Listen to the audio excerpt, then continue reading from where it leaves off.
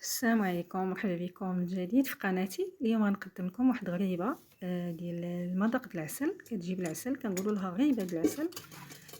مقاديرها بسيطه، ما فيهاش مقادير بزاف. غناخذوا البول لان يدي ضراني، غنعجن في العجانه. درت كاس اللارب ديال سكر سنيده مع قليصه د الملح معاه، خلطتها فيه. وغندير باكيه ديال 250 غرام ديال الزبده، اي نوع ديال الكاريط اولا ديروا بالورق اولا ديروا ديال العلبه، المهم اللي يتوفر عندكم، ولا د العبار ولا اللي بغيتو. المهم 250 غرام ديال الزبده. انا كنقطعها لان كنعرفين الحال بارد باش كنساعد باش كتدور بسرعه في العجانه، ما كتبقاش معطله.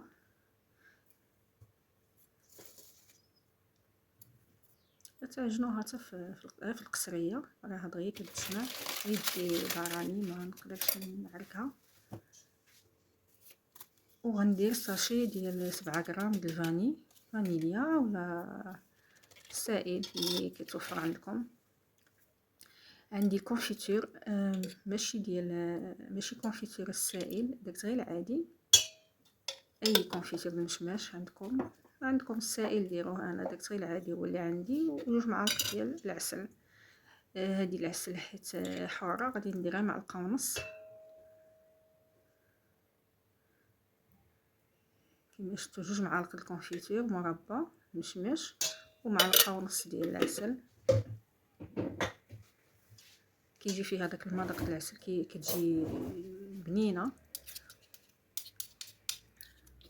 صافي دابا غادي نديرها ندورها باش تخلط لي الزبده مع العناصر اللي ضفت كاملين.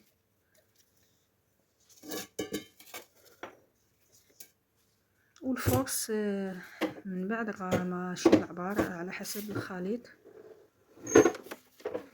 شحال غيدخل. صراحه ما عبرتوش، المهم انا غير بلتو وبديت كنضيف حتى تخلط لي. يعني غتبقاو تخلطوا بحال الصابلي كيتجمع لكم.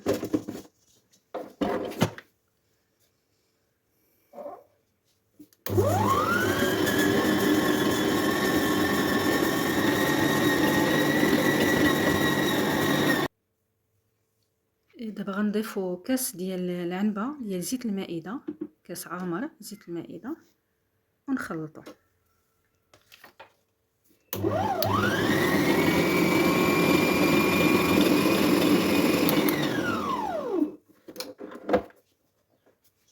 دابا تخلط، غادي نضيفو الدقيق الفورس. انا راه الصراحه ما عبرتوش، راه غير غربلتو وبديت كنضيف على حسب الخليط. وغنضيف ساشي باكيه ونصف ديال خميره الحلويات بيكنج باودر،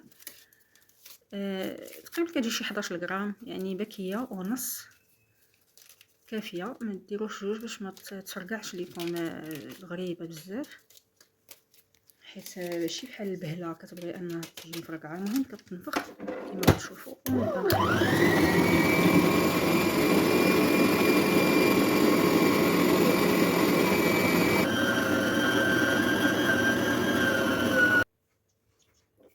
كل مره كنقلبها، نبقاو نقلبوها حتى كنجبروا بان صافي ما بقاتش كتسقط. نجرب يعني نكورها في يدي حتى كنشوف انها تجمعات العجين بحال هكذا. انا خويتها في هاد القصريه، هاد الصغيره بلا ما ندير واحده كبيره، لانها صافي معجونه ناضيه. غادي غير باش نجمعها.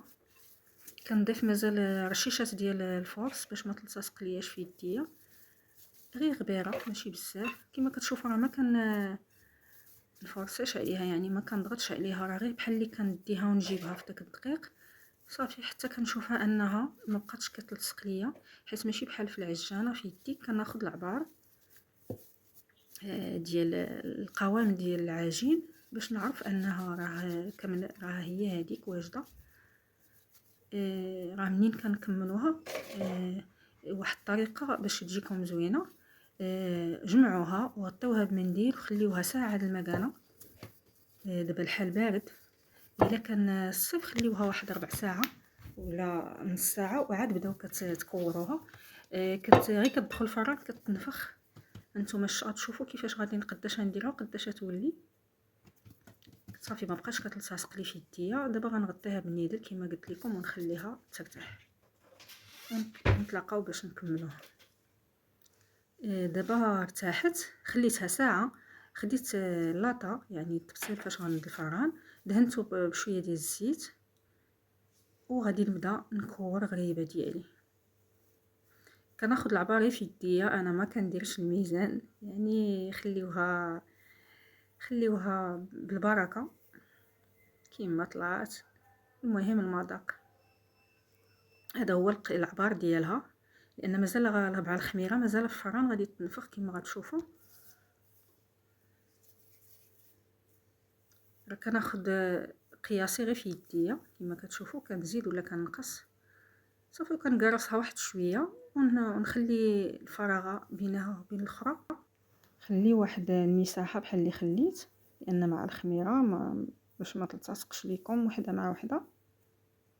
صافي كنحاول نقاددها وكنقرصها شويه حتى كنعمر الطبسيل كامل ونكملها، وغادي نتلاقاو باش ندهنوا لها الوجه ديالها كما غنوريكم. راه كتجي زوينه وهشيشه وما غتستغناوش عليها. كتجي قريبه للكاليط اللي كيتباع في السوق يعني في المحلات، كتجي زوينه ما شاء الله. دابا كملت عمرت السواني. خديت صفار البيض، ما درتش البيضه كامله. خديت معلقه صغيره ديال الخل، ذوبت فيها شويه د نسكافيه، حيت ملي كديروها مع البيض مباشره ما كتبقى محببه ما كتذوبش. غندوبها في شويه ديال الخل، معلقه ما عامراش الخل شويه، كتحيد حتى الزفوره، ومع نسكافيه صافي كما كتشوفوا باش كتذوب لنا مزيان. وعاد نخلطها مع الصفار البيض. اللي ما كيبغيهاش مغلوقه بزاف ما يكثرش نسكافيه، ويدير الصفر د البيض ويدير شويه ديال البيض يزيدوا عليها باش كيخففها. صافي كما كتشوفوا غادي ندهنوا لها الوجه ديالها. هذا هو داك باش كتجي محمره من الوجه وكتجي داك اللون فيها اللي غنوريكم. وندهنوها بانسو يعني بالشيته الوجه ديالها والجوانب مزيان، دهنوها وعاودوا باش كتجي محمره وكيجي المنظر ديالها كيجي زوين.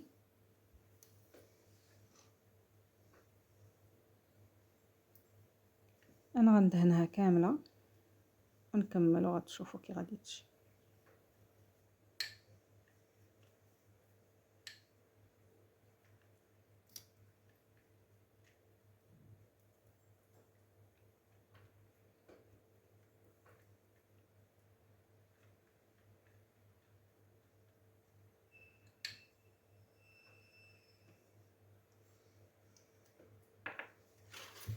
فاش نكملوا بالدهن كامل غادي ندهن الباقي.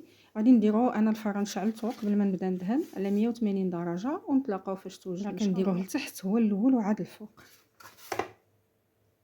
وهذه غريبه ديالنا فاش طابت كتشوفوا كيفاش كيجي الشكل ديالها، وغتجربوها وردوا عليا في التعليق. وبالصحه والراحه، ونتمنى ما تنساونيش من اللايك والبارطاج وتفعلوا الجرس باش يوصلكم الجديد. راه كتجي هشيشه ما شاء الله، غير كتحادي فيها كتذوب في الفم. وبالصحه والراحه، والى فيديو اخر بحول الله، ودمتم سالمين.